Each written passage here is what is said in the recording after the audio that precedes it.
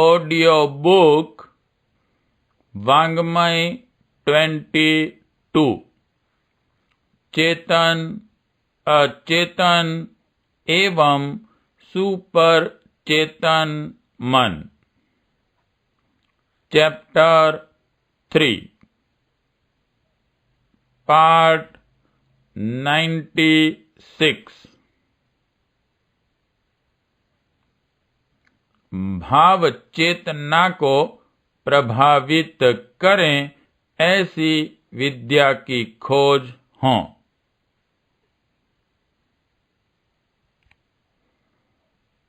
एक व्यक्ति दूसरे व्यक्ति को तर्क, प्रमाण, विचार, परामर्श आदि देकर प्रभावित कर सकता है। इसकी जानकारी सभी को है। अध्यापक अपने छात्रों के मस्तिष्क को विकसित करते हैं। पहलवान अपने शागिर्दों को कुश्ती, कसरत सिखाकर बलवान बनाते हैं। वक्ता, लेखक विचारों के हलचल उत्पन्न करते और लोगों के सोचने के तरीकों में परिवर्तन करते हैं। नर नारी के बीच शारीरिक आकर्षण भी काम करता है और प्रतिभाशाली व्यक्ति अपने रौब, दौब, आतंक का भी उपयोग करते हैं। उपरोक्त प्रभाव प्रक्रिया का स्तर उथला ही रहता है। अध्यापक गणित, इतिहास, भाषा, भूगोल आदि की जानकारी करा देने पर अपने कर्तव्य से छुट्टी पा लेते हैं। वे चिंतन की शैली, आकांक्षा और दिशा नहीं बदल सकते। अखाड़े के पहलवान शागिर्दों की मांसपेशियां मजबूत कर सकते हैं, उनमें मनोबल उत्पन्न नहीं कर सकते। इसी प्रकार लेखक, वक्ता, नेता, प्रतिभा संपन्न व्यक्ति अपनी तेजस्विता के सम्मोहन से तत्काल तो कुछ भी सोचने करने का आवेश उत्पन्न कर सकते हैं, पर वह क्षणिक होता है और उथला रहता है। वह नशा उतरते ही लोग अपने पुराने ढर्रे पर आ जाते हैं और वह कृत्रिम उत्साह अपनी क्षणिक चमक दिखाकर तिरोहित हो जाता है। कारण स्पष्ट है। जो शिक्षण दिया गया था वह अंतःकरण की गहराई तक प्रवेश न कर सका, केवल उथले बौद्धिक स्तर तक टकराकर बिखर गया। उस टकराहट की प्रक्रिया जितनी देर रह सकती थी उतनी देर रही और इसके बाद व्यक्ति की वही संस्कारगत स्थिति आ गई। मनुष्य का समग्र व्यक्तित्व विकसित एवं परिवर्तित करने से ही उसकी गरिमा, महत्ता बढ़ सकती है। महामानव ही इस विश्व की सच्ची संपत्ति होते हैं। कोई देश और समाज उन्हीं के कारण गौरवशाली बनते हैं और उन्हीं के अभाव में पतन के गर्त में गिरते चले जाते हैं। राष्ट्रीय संपदा का मूल्यांकन धन के आधार पर नहीं, मनस्वी, तेजस्वी और आत्मबल संपन्न प्रतिभा के आधार पर ही किया जाना चाहिए। वे यदि उद्भूत नहीं तो विपुल संपदा संपन्न होते हुए भी कोई समाज दरिद्र ही रहेगा।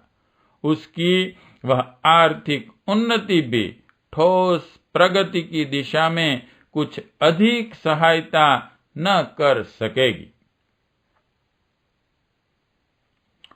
उच्च स्तरीय व्यक्तित्वों का निर्माण कैसे हो, इसके लिए उसी स्तर के सांचे चाहिए। टकसाल के सांचे जैसे होते हैं वैसे ही सिक्के ढलते चले जाते हैं। बुद्ध के अनुगामी 2.5 लाख व्यक्तियों ने संसार भर में सत्य अहिंसा का संदेश पहुंचाया था। गांधी के अनुचर स्वतंत्रता संग्राम में एक से एक बढ़े चढ़े अनुदान लेकर आगे आए। यह प्रेरणाएं बौद्धिक आधार पर नहीं, भावना स्तर पर दी जाती हैं और इनको देने के लिए वैसा ही आत्मशक्ति संपन्न व्यक्तित्व चाहिए। आज आवश्यकता ऐसी ही हस्तियों की है जो अपने आत्मबल से जनसाधारण के भाव स्तर को विकसित और परिष्कृत कर सकें। विज्ञान इस संभावना को स्वीकार करता है कि अदृश्य शक्ति प्रवाह के द्वारा भी मानवीय चेतना को अभीष्ट दिशा में मोड़ा या ढाला जा सकता है। मानव मस्तिष्क की अंतस्त्वचिका के भीतर एक विशेष प्रकार की तंत्रिकाएं पाई जाती हैं। उनका समूह भावनात्मक मस्तिष्क कहलाता है।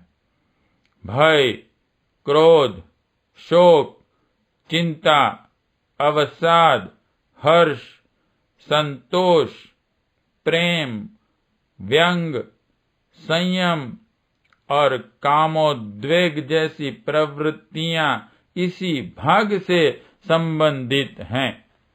इनका स्वरूप बहुत कुछ वंश परंपरा से उत्तराधिकार में मिला था, कुछ वातावरण एवं संगति में और कुछ व्यक्तिगत चिंतन की दिशा के आधार पर विकसित होता है। अविकसित और विकसित प्राणियों का यों मानसिक अंतर कुछ तो बुद्धि के आधार पर भी होता है, पर मुख्य अंतर यह भावनात्मक ही है। भावनाओं के आवेश में ही मस्तिष्क उत्तेजित और मस्तिष्क सक्रिय होता है। इन दोनों की बिखरी हुई दिशाओं को एक केंद्र पर एकत्रित करने और क्रियाशील बनाने का श्रेय इन भावनात्मक मस्तिष्क केंद्र को ही है। येल विश्वविद्यालय के न्यूरोलॉजिस्ट डॉक्टर जोसे डेलगेडो ने ऐसे विद्युत रेडियो उपकरणों का आविष्कार किया है जिनके आधार पर बिना शल्य चिकित्सा के ही रेडियो किरणों द्वारा मस्तिष्क के किसी भाग से संपर्क बनाना और इसे प्रभावित कर सकना संभव हो सके। भावनात्मक मस्तिष्क की तंत्रिकाओं और कोशिकाओं को शरीर के आर पार जा सकने वाली किरणों के द्वारा वहां के असंतुलन को मिलाया जा सकेगा। विशेष प्रकार का भावावेश उत्पन्न किया जा सकेगा। यह किरणें एक्स किरणों से मिलती जुलती हैं, जिन्हें शरीर के आर पार जाने में मस्तिष्क की कठोर खोपड़ी में भी कोई बड़ी बाधा नहीं पहुंचती। अब तक भावनाओं का समाधान भावनाओं से ही किया जाता रहा है। क्रोध को विनय से, घृणा को प्रेम से, असंतोष को उपलब्धियों से शमन किया जाता रहा है। इसके लिए सामने वाले व्यक्ति को अपनी वाणी, व्यवहार और क्रिया द्वारा असंतुलित व्यक्ति को वैसा विश्वास दिलाकर उस उद्वेग का समाधान करना पड़ता था जिसके अभाव में उसे असंतुलित होना पड़ा। इतनी लंबी प्रक्रिया के बाद तब कहीं उत्तेजित व्यक्ति सामान्य स्थिति में आता था। उसके समाधान के लिए व्यक्ति विशेष को माध्यम बनाकर अथवा वातावरण को बदलकर मनोविकार ग्रस्त मनुष्य की शांति संभव की जाती थी। उचित ही नहीं, अनुचित समाधान भी प्रस्तुत करने पड़ते थे, पर अब उपरोक्त वैज्ञानिक उपलब्धियों के कारण यह कठिन प्रक्रिया सरल हो गई। रेडियो विद्युत धाराएं आवेशग्रस्त मस्तिष्कीय खंड का शमन कर दिया करेंगी और मनुष्य चिकित्सक के इशारे पर अपने भाव संस्थान में आवश्यक परिवर्तन कर लिया करेगा। इस सफलता के कारण न केवल भावनात्मक रुग्ण ग्रंथियों को खोला जा सकेगा, वरन उनमें उपयोगी ऐसे भाव बीज भी जमाए जा सकेंगे जो उसे किसी दिशा विशेष में चलने के लिए आवश्यक रुचि एवं स्फूर्ति पैदा कर सके। मानवीय मस्तिष्क पर इलेक्ट्रॉनिक नियमन की इस प्रक्रिया पर विज्ञान के क्षेत्र में शोध कार्य बहुत तेजी से चल रहा है और प्रगति भी काफी हुई है। 2 दशक पूर्व स्विट्जरलैंड के वैज्ञानी डॉक्टर W.R. हैस ने इस दिशा में प्रयास आरंभ किया।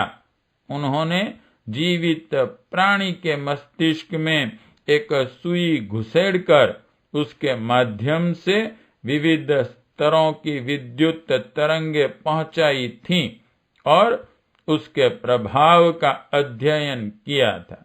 उन्होंने पाया कि चेतन और अचेतन मस्तिष्क के भागों में विभिन्न स्तर के जो चेतन केंद्र बने हुए हैं, उनसे संबंध स्थापित किया जा सकता है और उन केंद्रों को उत्तेजित करके उसी स्तर की विचारणा से प्राणी को ओतप्रोत किया जा सकता है। इसके बाद अमेरिकी मस्तिष्क विद्या विशारद डॉक्टर जेम्स ऑल्ड्स ने इस कार्य को और आगे बढ़ाया। उन्होंने मानवीय मस्तिष्क को हाथ में लिया, जबकि पूर्ववत स्विस वैज्ञानी वैसे प्रयोग अन्य प्राणियों पर करते रहे।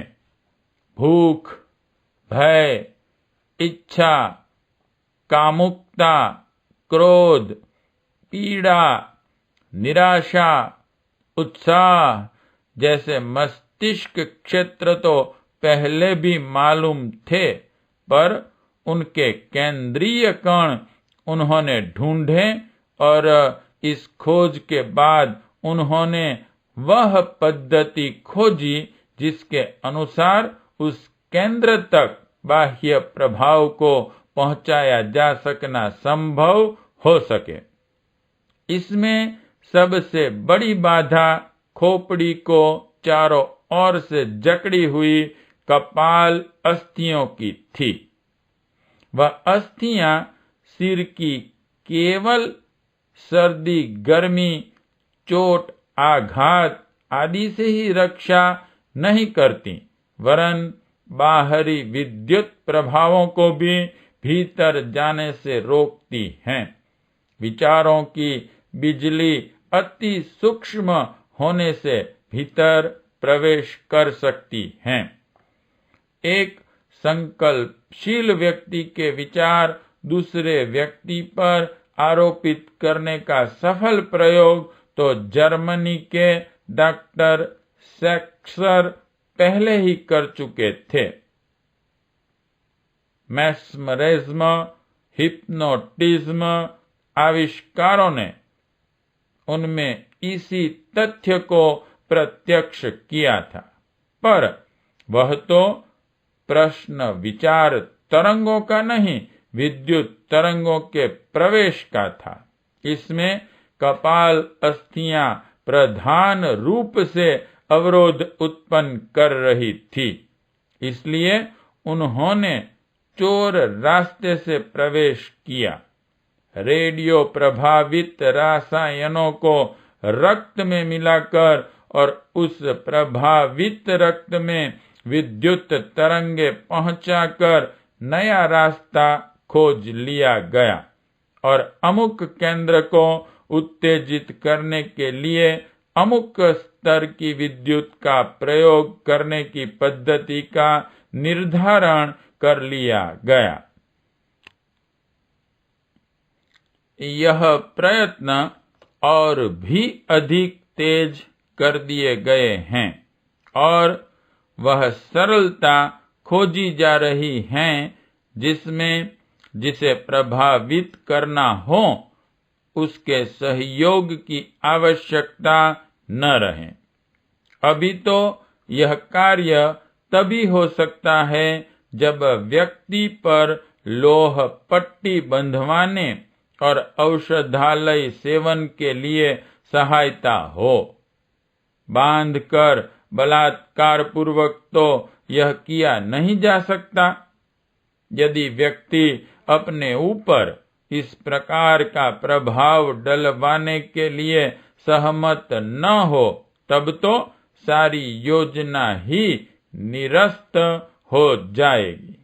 अस्तु शोध के चरण इस दिशा में चल रहे हैं कि मनुष्य को पता भी न चले और परोक्ष रूप से उसे बौद्धिक पराधीनता के पाश में मजबूती से जकड़ा जा सके।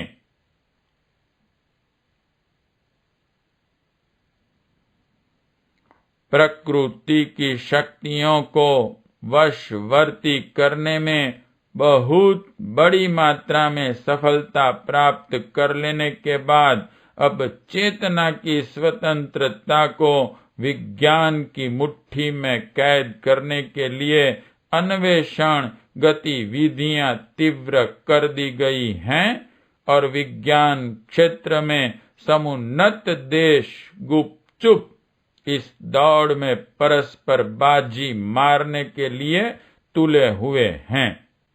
अंतरिक्ष पर नियंत्रण करने से भी बढ़कर यह आविष्कार होगा। इस दिशा में संतोषजनक सफलता मिलती है तो फिर युद्ध का सबसे बड़ा माध्यम यही होगा। एक अणुबम, हाइड्रोजन बम जैसे अस्त्र को बेकार समझकर त्याग दिया जाएगा, क्योंकि उससे शत्रु देश के विनाश के साथ साथ विश्वव्यापी वातावरण में विकिरण उत्पन्न होने से मित्र देशों को भी खतरा उपस्थित होता है। फिर उसमें कई तरह के खतरे और झंझट भी हैं। खर्चीली तो वह प्रक्रिया है ही, उसकी सुरक्षा के लिए भी कम चिंता नहीं करनी पड़ती। प्रगति जिस चरण में पहुंची है उसे देखते हुए मिशिगन विश्वविद्यालय अमेरिका के इस संदर्भ में संलग्न विज्ञानी डॉक्टर ऑटो शिमल ने घोषणा की है कि अब हमारे हाथ में मानव मस्तिष्क को नियंत्रित करने की शक्ति आ गई है, पर आशा की जानी चाहिए कि उसका प्रयोग केवल अच्छाई के लिए ही होगा, किंतु साथ ही इस खतरे को भी ध्यान में रखना होगा कि इस नव उपार्जित शक्ति का प्रयोग निजी महत्वाकांक्षाओं की पूर्ति एवं राष्ट्रीय विस्तारवाद के लिए भी किया जा सकता है। यदि ऐसा किया गया तो यह आविष्कार संसार का सबसे अधिक विघातक अस्त्र सिद्ध होगा। कुछ दिन अमेरिका प्रतिरक्षा विभाग के एक गधे पर यह प्रयोग किया गया था और उसे उपकरणों से प्रभावित करके अकेला छोड़ा गया था। उसे जिधर चलने और जो करने के लिए निर्देश किया, उसने वही सब कर दिखाया। इस अन्वेषण के आधार पर कई उपयोगी चमत्कार अमेरिका के मेयो क्लिनिक ने, कनाडा के मॉन्ट्रियल न्यूरोलॉजिकल इंस्टीट्यूट ने तथा नॉर्वे के गुस्टाड मेंटल हॉस्पिटल ने दिखाए हैं। रोगी को खुशी खुशी बिना डरे ऑपरेशन करा लेने के लिए इस आधार पर तैयार करने में आश्चर्यजनक सफलता प्राप्त की गई है। एक प्रयोग में तो एक 18 वर्ष से अंधी चली आई महिला को उसका मस्तिष्कीय दृष्टि संस्थान उत्तेजित करके देख सकने की शक्ति ही प्रदान कर दी। यह इस अन्वेषण का उपयोगी पक्ष है। निसंदेह इन आविष्कारों का उपयोग मानवीय सुविधाओं की वृद्धि भी कर सकता है, पर खतरा तो इस दिशा से है जिस पर कि आज के विश्व राजनेता धृष्टता पूर्वक चलते हुए एक दूसरे से बाजी मारने में तुले हुए हैं और तथाकथित शत्रु पक्ष को सर्वथा अपंग बनाने की बात सोच रहे हैं। अवांछनीय दृष्टिकोण लेकर किया हुआ इस आविष्कार का उपयोग किसी भी अधिनायकवादी के हाथ में चक्रवर्ती विजय सौंप सकता है। इस क्षेत्र में प्रगति संपन्न देश अपने विरोधी या असहयोगियों की जनता तथा सैन्य शक्ति में निराशा, भीरुता एवं भयाक्रांत मनस्थिति व्यापक रूप से उत्पन्न कर सकता है और उस व्यामोह में फंसे हुए विशाल जन समाज को मुट्ठी भर लोग अपने काबू में रखने और इशारे पर चलने के लिए विवश कर सकते हैं।